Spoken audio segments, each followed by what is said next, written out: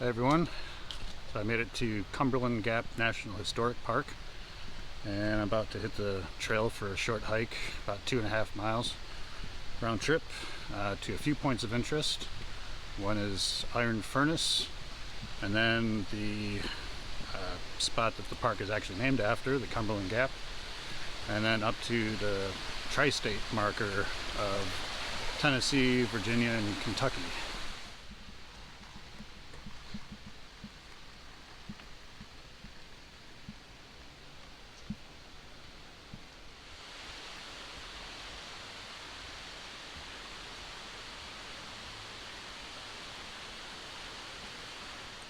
Yeah, so my first stop is the Iron Furnace, just right behind me. This was a building that they used to process iron ore, and you can hear the water running. I guess they used the creek to run a water mill, which worked the bellows, which in turn fanned the flames that they used to make coal, and which they used to make iron. So it was quite a production, and I guess it was part of a complex of buildings, and today all that's left is this part, which is pretty thick stone walls and it's still open at the top.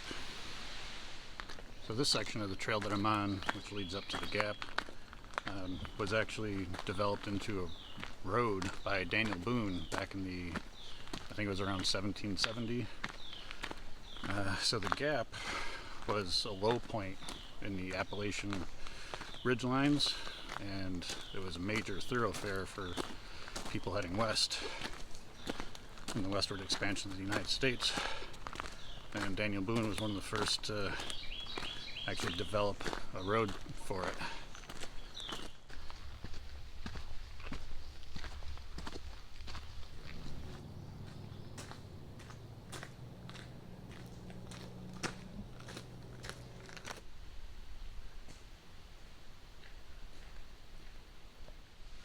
Nice, I made it to the gap. So this is what would have been the Wilderness Road in one direction, and then that's down toward Kentucky in that direction, and there's Virginia where I was just pointing.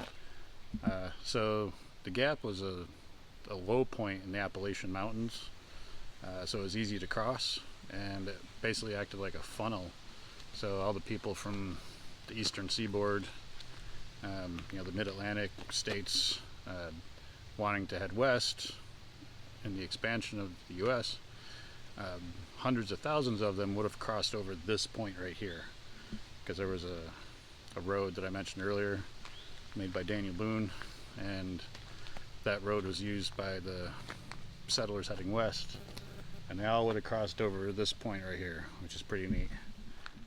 The Wilderness Road basically kind of stopped being important in the 1800s, and then when the Park Service took over the property, they tried to return it to kind of its natural state. So you still got the trail marking where the road was, but it's much more nature-y now. So now from here, gonna head up to the tri-state marker.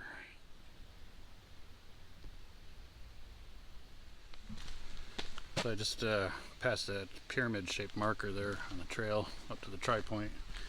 And it says it's marked Daniel Boone's Trail. I believe that's just his walking trail from North Carolina to Kentucky, which I believe predated the Wilderness Road that he helped build.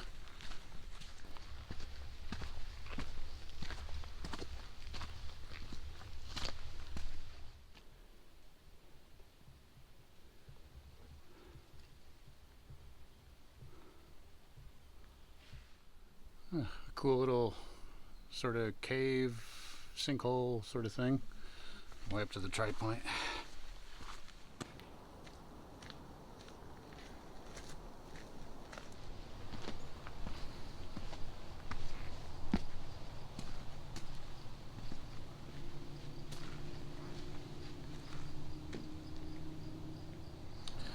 So I made it up to the tri-state marker, which is on the floor right there. This is actually one of the nicer tri-points I've been to. It's got a little gazebo, and the markers are pretty nice. So over on this side, we've got Virginia, and then over here is Kentucky, and finally Tennessee.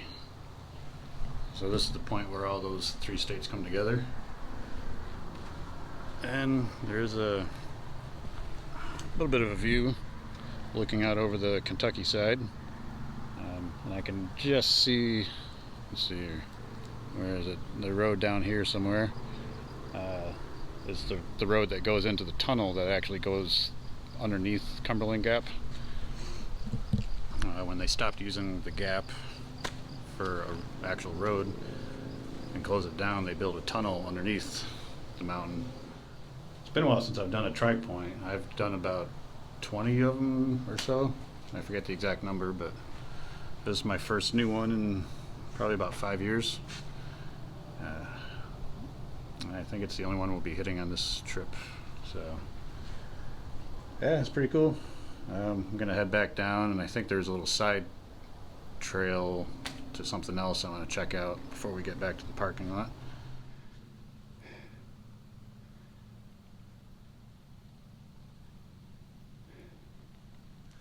So I took this short little spur trail up to a place called Fort Foote. There's really nothing here. Like, there's no ruins or even any type of visible foundation. But I believe this would have been an installation overlooking the gap, because if I come over here, with all the trees gone, the gap road, the wilderness road, would have been right below here. And I know in doing some of the reading, the gap changed hands several times during the Civil War. So I have a feeling this would have been one of the military outposts overlooking the gap. Alright, so day 2 at Cumberland Gap National Historic Park, and I'm about to go on the cave tour. They have a cave called the Gap Cave, and I'm going on a ranger-led tour up to it. Should be interesting.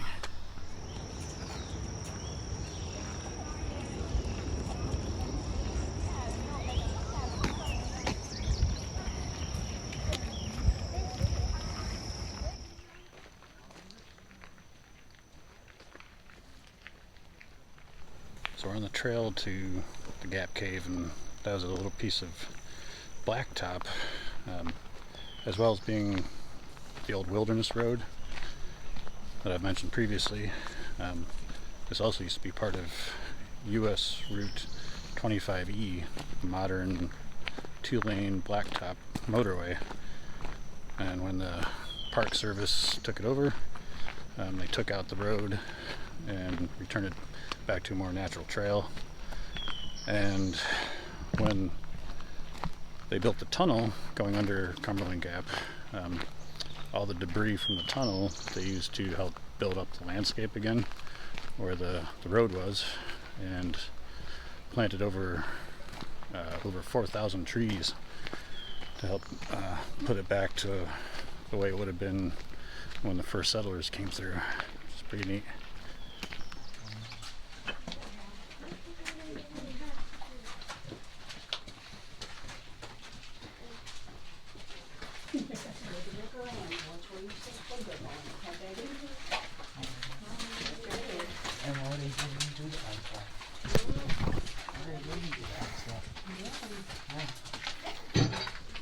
Very low in this section of the cave.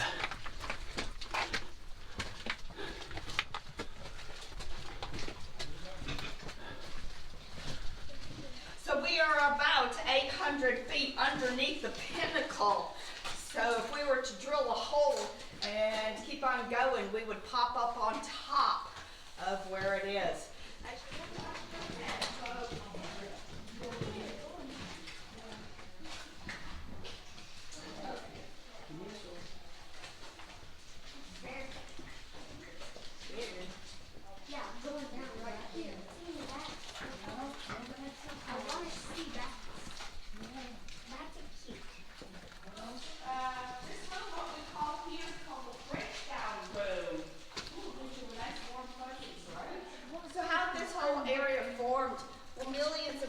ago when the cave was being cut out, the water was coming from more up to the top here, and it was rushing through so fast, and the water would get between a lot of these rocks where you could see the layers in between this, and the water would get in between those rocks and push down, and that's why they're all falling down here.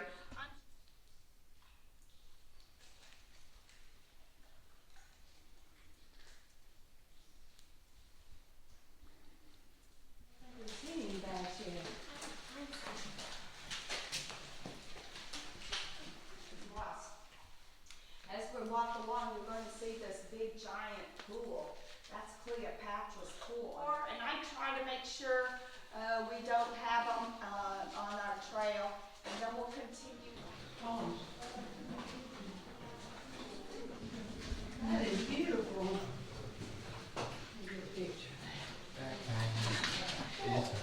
About to go through Tall Man's Misery. Oh, I thought we all in here. I go, wait a minute, there's nobody left.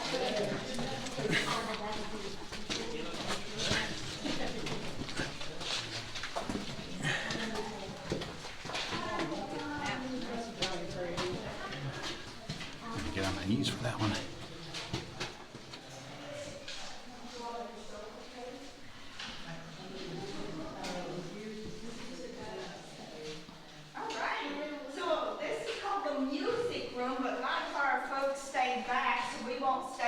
That long. So what, if there was somebody who liked to sing, this is the area we would sing, because the acoustics from all these speleotherms hanging down everywhere you look. So they say this is the heartbeat of the cave, because it looks like a shape of a heart. A lot of people would come up here to get married, to be close to the heart of the cave. Just above you is a salamander. So you see the salamander's head. Now give me a moment and let me slip around behind. And they would encourage you to rub his head in order to get out of the cave. Don't rub his head. But he's got his handprint. Actually, it's his handprint. And then you can also see his feet. So this is where Cudjoe now lays. Rest in peace, young man. That's true. I told you we had some cave bacon and popcorn and grape. Well, if you notice right over here on this rock, lean up against the railing for a few minutes. So if you folks could all turn off your lights just for a few minutes. And then what we're going to do is we're going to go into total darkness. Are you guys scared of the dark? Yes. All right. 1, 2, 3. So the only other place in the world that is as dark as this is in the bottom of the ocean.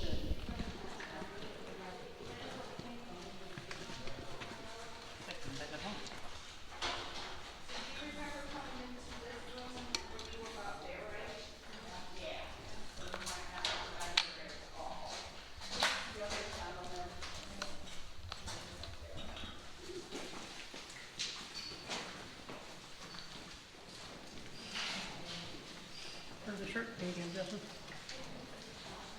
That's what I'm looking for.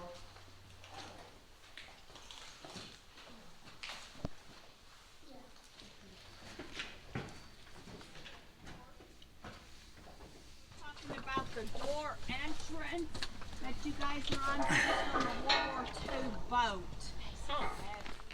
So we just finished the cave tour. It was really cool. Lots of formations. I saw 2 bats and 2 salamanders. Yeah, a lot of big rooms. A lot of places where you had to crouch down.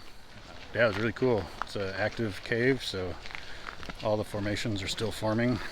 A lot of history in the cave too. You know, from when it was an early tourist attraction, and even going back to the Civil War, there's still some graffiti from both Union and Confederate soldiers. Yeah, it was really neat.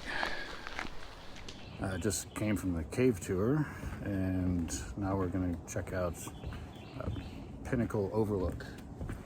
It was a super windy drive up here. I'll have to try and get some footage on the way down. Yeah. But I was thinking about that last night because I was like, maybe I should just stay down there.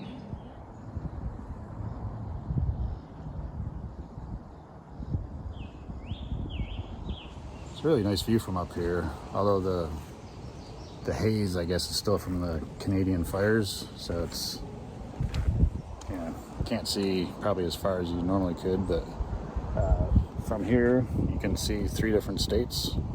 So I believe we're in Virginia at the moment, and that's where this town down here is in Virginia. Let's see here, this town in the distance is Harrogate, Tennessee, where we had dinner last night. And then over in this direction, we just came from the visitor center down that way, which is in Kentucky. So it's, 3 states, and you're just constantly jumping between them. It's kind of neat. Yeah, so that was Pinnacle Overlook, and gonna head back to the car and maybe get some footage of the drive down.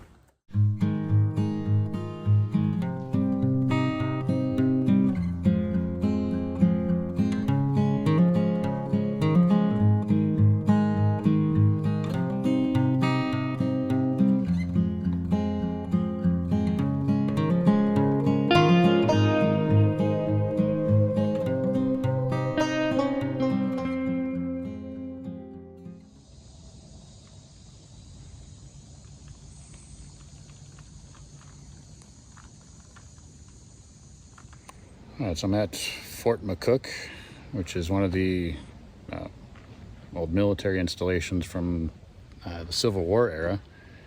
And this one actually has a earthwork around it, just a small earthen mound surrounding a battery for some protection.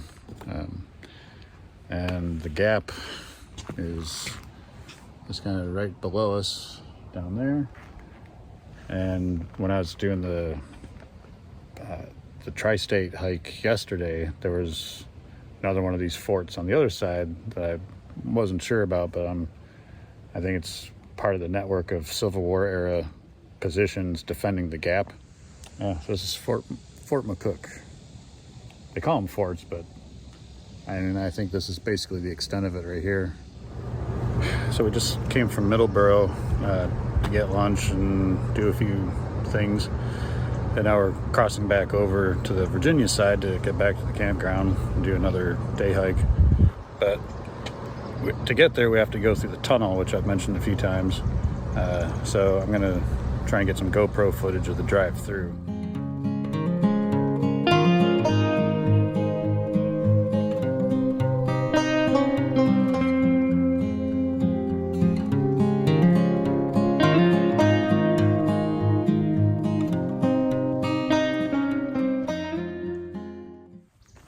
Alright, so now we're back on the Virginia side and heading up to what will probably be the last big thing I'll do in the park. Is another cave, actually. This is Skylight Cave. It's not a big one. You don't need a ranger-led tour to do it. And it's just just over a half-mile hike from the parking lot. It's well-maintained trail, going through some nice woods.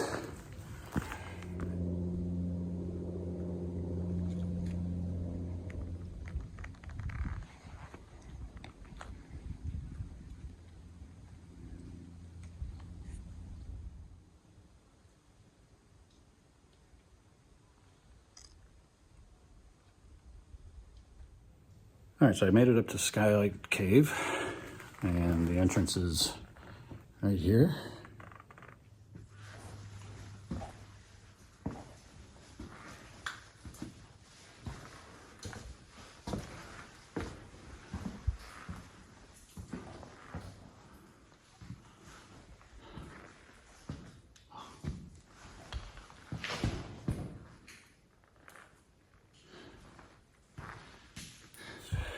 there's no like artificial light or anything, so I just have my little headlamp off to the side here. But so that's the natural entrance that I just came through.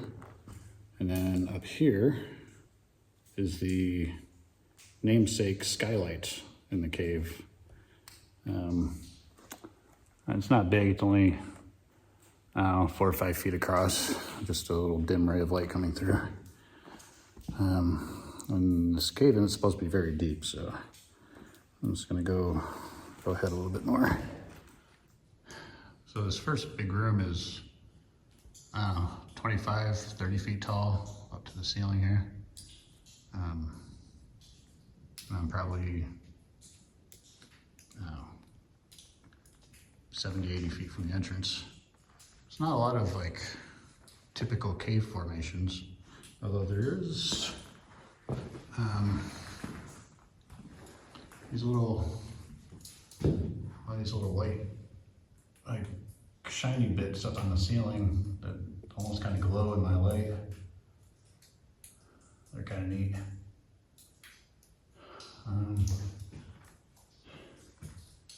Looks like water drops. So who knows, in a couple thousand years there might be some sizable stalactites. This is the end of the cave. And I don't know if it's coming out on the video, but the ceiling is kind of shimmery. Like all those little teeny tiny water drops are depositing something that's shiny.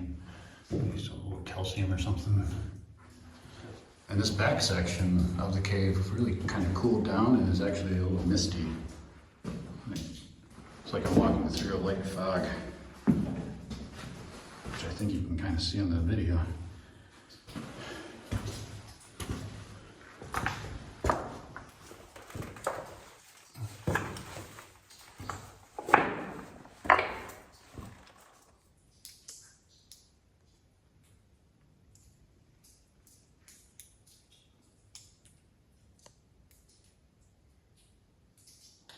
There's a couple very small stalactites starting to form up there on that little ridge. Just like a 2 or 3 inches long. All right, so that was a cool little trip into Skylight Cave. It didn't take very long. I think I was only in there about 10 minutes or so until I got to the end. Yeah, it's pretty neat. It's about a half-mile hike up from the parking lot. Didn't take very long. Fairly all uphill, but gentle.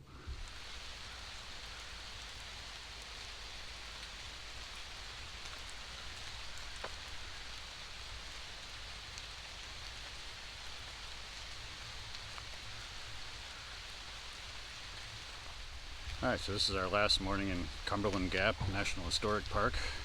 This was a really cool park. We just broke down camp a little bit ago. It started raining early this morning, so got going a little bit earlier than I'd planned. But yeah, there's a lot of cool history in this park and a lot of nature, like a lot of scenic views and nice hikes and a little bit of wildlife. Never saw any bears, which is probably a good thing. Like I say, I do have black bears in the area, so. But yeah, this was I really enjoyed this park. If you like this one, hit the like and subscribe. Thanks.